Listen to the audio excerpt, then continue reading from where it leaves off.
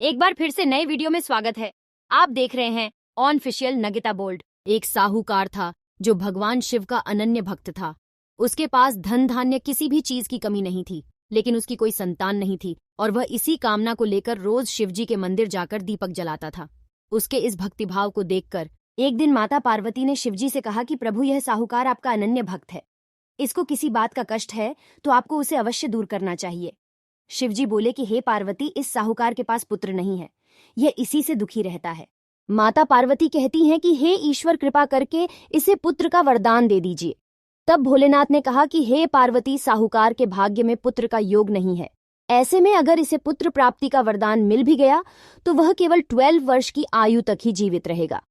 सुनने के बाद भी माता पार्वती ने कहा कि हे प्रभु, आपको इस साहूकार को पुत्र का वर देना ही होगा, अन्यथा भक्त क्यों आपकी सेवा पूजा करेंगे।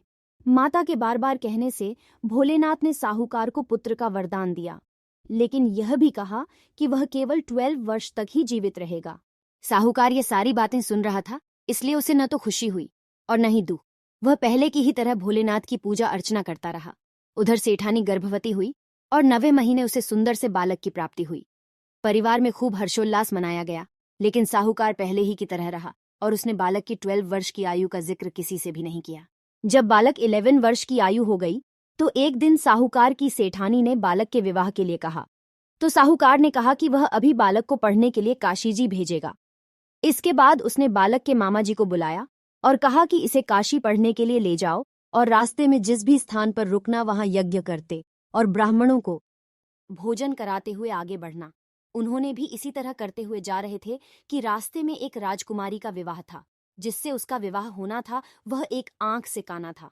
तो उसके पिता ने जब अति सुंदर साहूकार के बेटे को देखा तो उनके मन में आया कि क्यों न इसे ही घोड़ी पर बिठाकर शादी के सारे कार्य संपन्न करा लिए जाएं। तो उन्होंने मामा से बात की और इसके बाद साहूकार का बेटा विवाह की बेदी पर बैठा और जब विवाह कार्य संपन्न हो गए तो जाने से पहले उसने राजकुमारी की चुंदरी के पल्ले पर लिखा कि तेरा विवाह तो मेरे साथ हुआ, लेकिन जिस राजकुमार के साथ भेजेंगे वह तो एक आंख का काना है। इसके बाद वह अपने मामा के साथ काशी के लिए चला गया। उधर जब राजकुमार ने अपनी चुनरी पर यह लिखा हुआ पाया तो उसने राजकुमार के साथ जाने से मना कर दिया। तो राजा ने भी अपनी पुत्री को बारात के साथ विदा नहीं किया। बारात वापस लौट गई। उधर मामा और भांजे काशी जी पहुंच गए थे। एक दिन जब मामा ने यज्ञ रचा रखा था और भांजा बहुत देर तक बाहर नहीं आया तो मामा ने अंदर जाकर देखा तो भांजे के प्राण निकल चुके थे। वह बहुत परेशान हुए, लेकिन सोचा कि अब भी रोना पीटना मचाया तो ब्राह्मण चले जाएंगे और यज्ञ का कार्य अधूरा रह जाएगा। जब यज्ञ संपन्न हुआ तो मामा ने रोना पीटना शुरू किया। उसी समय शिव पार्वती उधर से जा रहे थे तो माता पार्वती ने शिवजी से पूछा, हे प्रभु, ये कौन रो रहा है। तभी उन्हें पता चलता है कि यह तो भोलेनाथ के आशीर्वाद से जन्मा साहूकार का पुत्र है। तब माता पार्वती कहती हैं कि हे स्वामी, इसे जीवित कर दें, अन्यथा रोते रोते इसके माता पिता के प्राण निकल जाएंगे। तब भोलेनाथ ने कहा कि हे पार्वती, इसकी आयु इतनी ही थी सो वह भोग चुका। लेकिन मां के बार बार आग्रह करने पर भोलेनाथ ने उसे जीवित कर दिया। लड़का ओम नम शिवाय करते हुए जी उठा और मामा भांजे दोनों ने ईश्वर को धन्यवाद दिया और अपनी नगरी की ओर लौटे। रास्ते में वही नगर पड़ा और राजकुमारी ने उन्हें पहचान लिया। तब राजा ने राजकुमारी को साहूकार के बेटे के साथ बहुत सारे धन धान्य के साथ विदा किया। उधर साहूकार और उसकी पत्नी छत पर बैठे थे।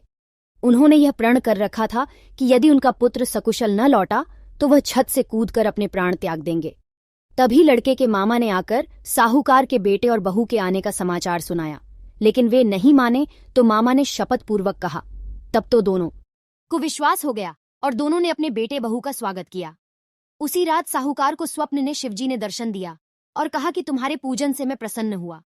इसी प्रकार जो भी व्यक्ति इस कथा को पढ़ेगा या सुनेगा उसके समस्त दुख दूर हो जाएंगे और मनोवांछित सभी कामनाओं की पूर्ति होगी।